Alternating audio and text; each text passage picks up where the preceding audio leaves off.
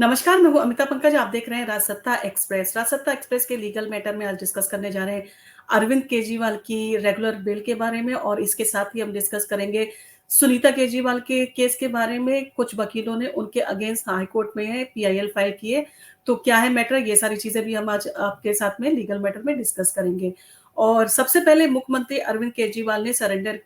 की जो समय सीमा है, उसे ठीक 3 दिन पहले जो है ज़मानत के लिए उन्होंने राउज़ एवेन्यू कोर्ट में जो है याचिका फ़ाइल की है। और उसमें उन्होंने कई तरह की दलीलें की दी हैं, क्या दलीलें दी हैं वो भी हम आज आपके साथ में डिस्कस करेंगे। और इससे पहले जो अरविंद केजरीवाल थे वो सुप्रीम कोर्ट गए थे, सुप्रीम कोर्ट में उन्होंने जो था इंटरिम बेल की जो अवधि है उसको 1 हफ्ते बढ़ाए जाने के लिए माँग की थी। उनका कहना था कि 2 जून को सरेंडर करने की स्थान पर वो 9 जून को सरेंडर करेंगे। उन्हें 1 हफ्ते की जो है परमिशन दी जाए, उन्हें कुछ मेडिकल टेस्ट करवाने हैं क्योंकि उनका जो वज़न है वो लगातार गिरा है और 7 किलो के करीब उनका वज़न कम हुआ है, जिसके कारण जो डॉक्टर हैं उन्होंने चिंता जताई है और उन्हें गंभीर बीमारी भी हो सकती है क्योंकि ये जो जेल थी, उसका जो तिहाड़ जेल का रवैया था वो ऑफ़िसर का काफ़ी सख्त था उनके खिलाफ, जिसके कारण जो था उनकी जो डायबिटीज़ थी उसमें फ्लक्चुएशन हुए और अब उन्हें जो है टेस्ट की बहुत ज़रूरत है। उनको कैंसर या किडनी से रिलेटेड कोई बीमारी हो सकती है या उनको जो है और किसी तरह की भी बीमारी हो सकती है। तो इन सारी चीज़ों को ध्यान में रखते हुए जो है वो उनको परमिशन दी जाए। परंतु जो सुप्रीम कोर्ट था, सुप्रीम कोर्ट ने उनकी जो याचिका थी उस पे सुनवाई करने से इनकार कर दिया था और उनकी जो याचिका थी वो सीजेआई को जो है फॉरवर्ड कर दी गई थी कि इस पर जो फैसला लेने का जो अधिकार है वो सीजेआई को है और सीजेआई इस पर डिसाइड करेंगे कि उसको सुना जाएगा या ना सुना जाएगा। और आज जो है राउज़ एवेन्यू कोर्ट में जो है रेगुलर बेल के लिए आखिरकार अरविंद केजरीवाल ने जो है अप्लाई किया और दिल्ली के सीएम अरविंद केजरीवाल ने सरेंडर की समय सीमा से ठीक दिन पहले राउज़ एवेन्यू कोर्ट में जमानत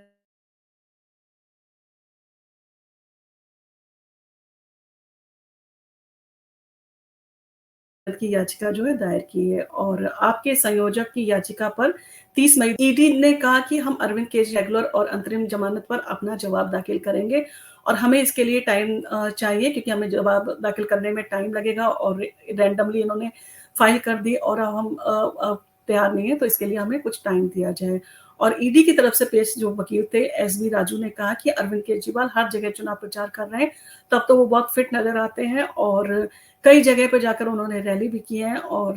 जो थी जिस तरह से वो उनकी एक्टिविटी थी, जिस तरह से उन्होंने रैली की है पूरे जोश में, उसमें कहीं भी वो ऐसा नहीं नज़र आ रहा है कि कहीं भी किसी तरह से कोई भी बीमारी है या किसी तरह की उन्हें समस्या है। और इसके बाद में कोर्ट ने ईडी को जो है नोटिस जारी किया और अब अगली सुनवाई जो है 1 जून को होगी जब ईडी जो है कोर्ट के सामने अपना जवाब दाखिल करेगी और जो उनको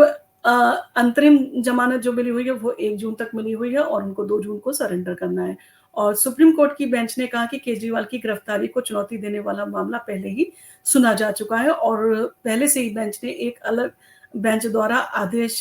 के लिए जो है वो रिज़र्व रखा है। उन्होंने ऑलरेडी इस मैटर को सुना था, इस पर पूरी तरह से सुनवाई हुई थी, उसके बाद में जो फैसला था वो रिज़र्व रख लिया गया था और पिछले दिनों सुप्रीम कोर्ट ने अरविंद केजरीवाल को मौजूदा आम चुनाव के देखते हुए कि आम चुनाव है और इसमें हर पार्टी को अपना पक्ष जनता के सामने रखना चाहिए और इन सारी चीज़ों के लिए जो था अरविंद केजरीवाल को 21 दिन की अंतरिम ज़मानत जो है सुप्रीम कोर्ट द्वारा दी गई थी और सुप्रीम कोर्ट ने ये भी कहा था कि इसके बाद में आप किसी तरह की हमसे उम्मीद मत रखिएगा कि हम किसी तरह की ज़मानत आपको देंगे। अब आपको ज़मानत लेनी होगी तो आपको रेगुलर बेल के लिए जो ट्रायल कोर्ट है उसमें जाके है वो अप्लाई करना पड़ेगा। और इसकी जो ज़मानत उन्होंने दी थी अंतिम ज़मानत उसकी समय सीमा जो है वो 1 जून को जो है वो समाप्त हो रही है और 2 जून को उन्हें आत्मसमर्पण जो है करना है। और इन सारी चीज़ों के चलते अब मेडिकल चेकअप के लिए जो है वो वक़्त चाह रहे हैं कि मेडिकल चेकअप के लिए 1 हफ्ते का उन्हें वक़्त दे दिया जाए। और अरविंद केजरीवाल ने अपनी ज़मानत में कहा है कि बिना वजह के उनका वज़न जो है कम होना ज़िंदगी के लिए खतरा पैदा करने वाली बीमारियों का लक्षण है और मेरे हेल्थ की स्थिति आंशिक रूप से जेल के अधिकारियों के कठोर व्यवहार के कारण जो है वो खराब हुई थी और ज़मानत को जो 1 सप्ताह अगर एक्सटेंड किया जाता है तो मुझे हेल्थ से जुड़ी परेशानियों का जायज़ा लेने की जो है अनुमति मिल जाएगी। सुप्रीम कोर्ट ने याचिका सुनने से जो है इनकार कर दिया था। सुप्रीम कोर्ट ने कहा था कि आपने एक तो जो है इसको फाइल करने में देर कर दी है। जब दीपांकर दत्ता आकाश बेंच में सुनवाई कर रहे थे तब आपको फाइल करना चाहिए था, परंतु वो जब सुनवाई कर रहे थे तब आपने जो है याचिका फाइल नहीं की थी। अब रैंडमली आप इस याचिका को लेके आ गए हैं और ऐसे में हम आपकी याचिका की जो है सुनवाई नहीं कर सकते। अब इस आपको याचिका जो है इसकी सुनवाई सीजीआई चंद्रचूड़ ही करेंगे और इसके लिए उनकी जो एप्लीकेशन थी वो सीजीआई चंद्रचूड़ को फॉरवर्ड कर दी गई थी, परंतु रजिस्ट्रार ने मामला लिस्ट करने से इनकार कर दिया क्योंकि इसमें ऑलरेडी पहले कहा जा चुका था कि पहले ही आपको अंतरिम जमानत दी जा चुकी है। इससे ज़्यादा कोई जो है वो सुप्रीम कोर्ट आपको सपोर्ट नहीं करेगा, किसी भी तरह की जो है वो नहीं देगा। परंतु उन्होंने जब बार-बार कहा तो उन्होंने कहा ठीक है, हम सीजीआई को आपकी जो एप्लीकेशन है वो ट्रांसफ़र कर दे रहे हैं। अब सीजीआई इस पे वो देंगे कि किसे वो सुनेंगे। अगर उनके पास में राइट है कि वो सुनवाई करने के बाद में आपकी जो इंटरिम बेल है उसको एक्सटेंड कर सकते हैं। परंतु आज रजिस्ट्रार ने मामला लिस्ट करने से जो है वो कल मामला रजिस्टर करने से इनकार कर दिया था। इसके बाद अरविंद केजरीवाल को कहा गया था कि ट्रायल कोर्ट में रेगुलर बेल के लिए वो अप्लाई करें और अभी तक तो वो अपनी जो अरेस्ट है उसको चैलेंज कर रहे थे, परंतु जब सुप्रीम कोर्ट द्वारा बोला गया कि आपकी उस अरेस्ट और रिमांड से संबंधित जो याचिका थी उस पे सुनवाई पूरी हो गई है और आपका जो डिसीजन था वो रिजर्व रखा गया है, तो अब उन्होंने जो है वो जाके रेगुलर बेल के लिए ट्रायल कोर्ट में जो है यानी कि राउज एवेन्यू कोर्ट में उन्होंने जमानत के लिए वो जो है अपनी जो एप्लीकेशन है वो फाइल की है। और सुप्रीम कोर्ट के जो रजिस्ट्री ने मेडिकल जांच कराने के लिए उनकी अंतरिम जमानत 1 सप्ताह बढ़ाए जाने की मांग वाली अर्जी के लिए तत्काल सूचीबद्ध करने से भी मना कर दिया था। तो इसके बाद में उन्होंने राउज एवेन्यू कोर्ट में जो जाके अपना बेल के लिए अप्लाई किया था। और बेल का मतलब होता है बेल कई तरह की होती है, इंटरिम बेल होती है, एंटीसिपेटरी बेल होती है, रेगुलर बेल होती है। और बेल का मतलब ये नहीं होता है कि जो मैटर चल रहा है उसमें किसी इंसान को निर्दोष जो है वो निर्दोष हो गया यानी कि वो इनोसेंट साबित हो गया। ये सारी चीज़ें नहीं होती हैं। बेल का मतलब होता है टेम्परेरी आपको जो है वो रिलीज़ किया जाता है जब तक ये मैटर पूरा सुनवाई उसकी ना हो जाए। और जब किसी मैटर में डिटेन किया जाता है या अरेस्ट कर लिया जाता है, तब रेगुलर बेल के लिए जो है अप्लाई किया जाता है और केस चलता रहता है और आपको बेल दे दी जाती है और जब केस पे कोई डिसीजन आता है उसके बाद में आपकी अरेस्ट अगर होती है तब आपकी अरेस्ट की जाती है। इसे रेगुलर बेल करते हैं। और इंटरिम बेल एक टेम्परेरी टाइप की बेल होती है जब किसी के साथ में कोई किसी घर में कुछ मिसहैपनिंग हो जाती है या कोई स्पेशल ओकेज़न है या किसी के घर में शादी या बच्चे से रिलेटेड कोई फंक्शन है, तो ऐसे केसेस में अक्सर देखा गया है कि विक्टिम होते हैं उनको कुछ टाइम के लिए जो है वो ज़मानत दे दी जाती है, 1 हफ्ते के लिए या 2-4 दिन के लिए ज़मानत दे दी जाती है। इसको जो है वो अंतरिम ज़मानत कहते हैं। जैसे कि आपने देखा होगा अभी मनीष सिसोदिया को किसी भतीजे की अपनी शादी में जाना था तब उनको इंटरिम बेल दी गई थी। उनकी वाइफ़ की तबीयत ख़राब थी तब उनको